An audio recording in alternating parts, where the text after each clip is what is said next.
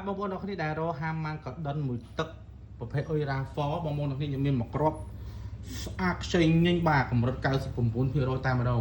អត់មានកន្លែងទាស់បងប្អូនអ្នកគ្នាសំលេងនោះណែទាំងអស់យូទូនោះស្អាតមែនតើបងប្អូនអ្នកគ្នាតើការរកហាមម៉ាន់ក៏ដិនមកទឹកអុយស្អាតសំណុំស៊ីនអីបែបនេះបងប្អូនអ្នកគ្នាអាចមកបងប្អូនអ្នកគ្នា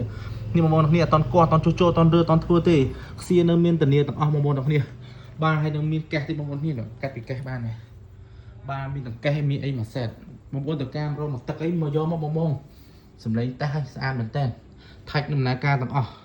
The best នេះបថយសំលេងបងប្អូនអ្នកគ្នាឃើញទេចុចបថយសំលេងវិញដើរទឹកខាច់នេះតម្លើងសំលេងនេះអ្នកជួយចិត្តលក្ខណៈថាសំលេង low high អីឬក៏សំលេងដុតច្បាស់អីព្រោះនេះអានេះសំលេងដុតច្បាស់ណាស់បងប្អូនគ្នាហើយ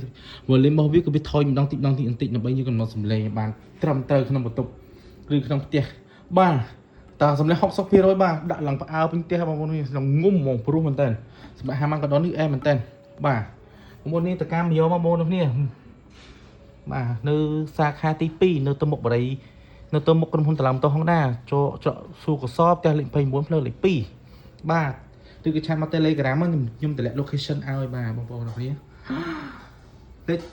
លេខទូរស័ព្ទរបស់ខ្ញុំនៅក្រោម profile TikTok បងប្អូន